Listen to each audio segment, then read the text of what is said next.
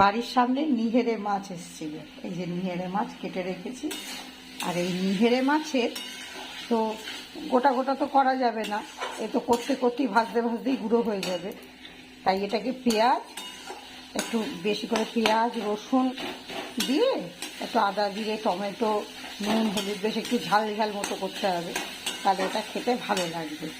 এইবার এই নিহেরে মাছগুলো, এই যে নিহেরে মাছ, এই নিহেরে মাছগুলো এবার একটা একটা করে এর মধ্যে সব দিয়ে দেবো।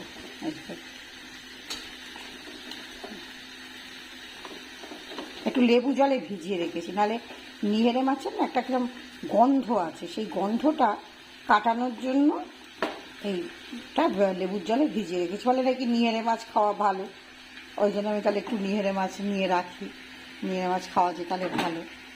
তাই এবার এইটাকে এরকম কষে না রান্না করলে ভালো লাগবে না। অনেকে নিহেরে মাছের এই চপ করে, আমার আবার চপের থেকে আমার এই মানে একদম শুকনো টাইপের হবে, আর একটু বেশ লাস্টে ধনে পাতা দিয়ে খুব ভালো লাগে, ঝাল ঝাল মতো বেশ সুন্দর লাগে। এটা একদম পুরো জল, এটা জল বেরিয়ে একদম শুকনো শুকনো হবে, মাছটা পুরো এরকম ঘেটে যাবে, আমার সাথে খুব ভালো লাগে খেতে।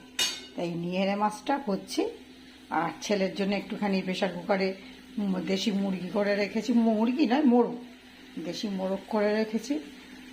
আর ভাত তো হয়ে গেছে, আমি সকালে একবার ভাত খেয়েছি একটু খাসির মাংস দিয়ে, খাসির মাংস ছিল, খাসির মাংস দিয়ে ভাত খেয়েছি বলে ভাত খাবো না, দুপুরে আমি একটু ফল খাবো।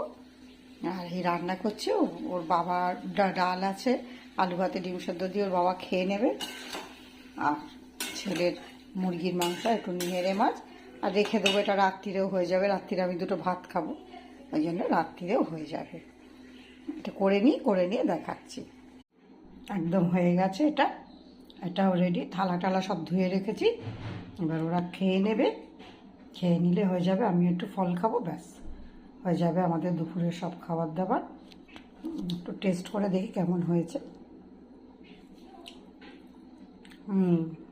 ভালো হয়েছে, খুব ভালো হয়েছে।